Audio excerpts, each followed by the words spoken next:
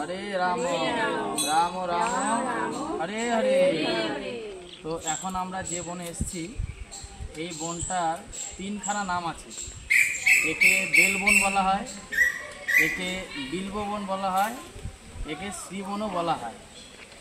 তো এই যে বেলবন, এখানে বেলবনের নাম এর জন্য হলো কি ভগবান শ্রীকৃষ্ণ এখানে আসতেন, এখানে প্রচুর বেলের গাছ ছিল, তো সেই বেল ফল খেতে এখানে আসতেন, তো ওর জন্য এই জায়গার নাম হলো বেলবন।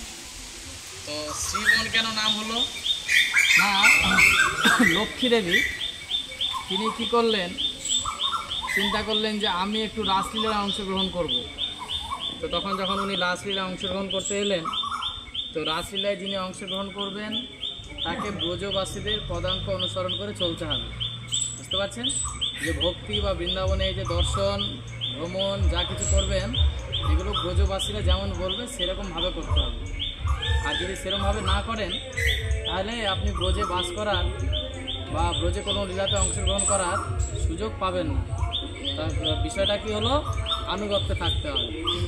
বুঝতে পারছেন, ব্রজবাসীদের আনুগত্য থাকতে হবে, তাহলেই এগুলো করা যাবে। লক্ষ্মী দেবী তিনি বললেন না, আমি কেন কারো আনুগত্য গ্রহণ করতে যাব, আমার বর হচ্ছে আমার পতি, আমার স্বামী, যা বলবেন সব হচ্ছেন কৃষ্ণ, তাহলে আমার তো কোনো প্রয়োজন নেই। তো তখন এখানে যখন এলেন তখন ব্রজবাসীরা বললেন যে তুমি কে, বললাম আমি লক্ষ্মী দেবী মহালক্ষ্মী।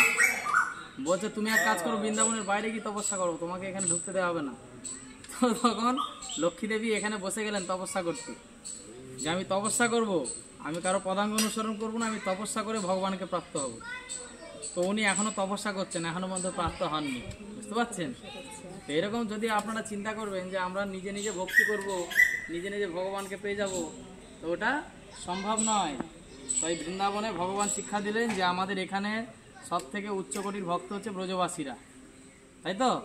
তো ব্রজবাসীদের জন্য ভগবান যখন ব্রজ ছেড়ে দ্বারকাতে চলে গেলেন তখনও বৃন্দাবনের দিকে মুখ ফিরে ঘুমাতেন না, তিনি উল্টো দিকে মুখ ঘুরে ঘুমাতেন। কেন, বৃন্দাবনের কথা মনে পড়ে যায় যদি, উল্টো দিকে মুখ ফিরে ঘুমালে কি হবে, তাও বৃন্দাবন বৃন্দাবন, রাধে রাধে, গোপী গোপী, সখা সখা বলতে থাকতো।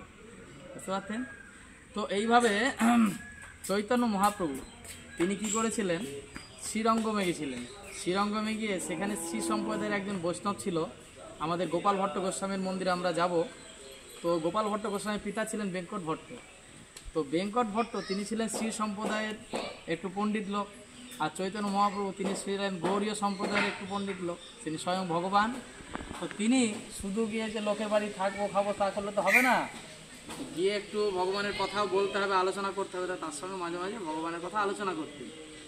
এখন আলোচনা করছেন, আচ্ছা বেঙ্কট ভট্ট আপনি একটু আমাকে বলুন, আপনাদের এই যে লক্ষ্মী দেবী ইনার পতি হচ্ছেন নারায়ণ, আর আপনি বলছেন যে লক্ষ্মী দেবী হচ্ছেন পতিব্রতা, নিজের বর ছাড়া কাউকে দেখেন না, তাহলে উনি গিয়ে বৃন্দাবনে কেন তাহলে ওই কৃষ্ণের রাসলীলা অংশগ্রহণ করার জন্য তপস্যা করছে? তখন বেঙ্কট ভট্ট বলছে যে দেখুন, কৃষ্ণ আর বিষ্ণুর মধ্যে কোনো পার্থক্য নেই। ও বলছে তাহলে বিষ্ণুর মধ্যে কৃষ্ণের মধ্যে পার্থক্য নেই, এর থেকেও আগে যদি কিছু যুক্তি থাকে তাহলে আমাকে বলুন।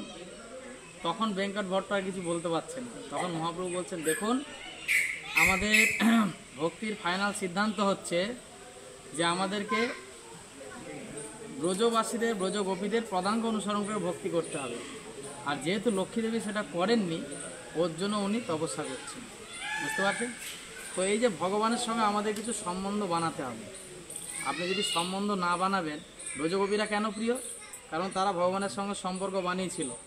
ধরুন আপনার স্বামী বাইরে কাজে গেছেন, আপনার বাড়িতে কোনো গেস্ট এসছে, তখন গেস্ট জিজ্ঞাসা করলো, তো চেনে না আপনার স্বামীকে, বললো উনি কে, আপনি বললেন উনি একজন মানব এসছে। তো উনি তো একজন মানবই, কিন্তু যদি আপনি মানব বলেন তাহলে কী হবে, তার সেটা শুনতে লোকটারও ভালো লাগবে না, আপনার স্বামীও ভালো লাগবে না। কিন্তু যদি আপনি বলেন যে উনি আমার স্বামী এসেছে, তাহলে ওনারও শুনতে ভালো লাগলো, আপনার স্বামীরও ভালো লাগলো। তো সেরকম ভগবান তিনি হচ্ছেন ভগবান, সেটা ঠিক আছে, কিন্তু ভগবানের সঙ্গে যখন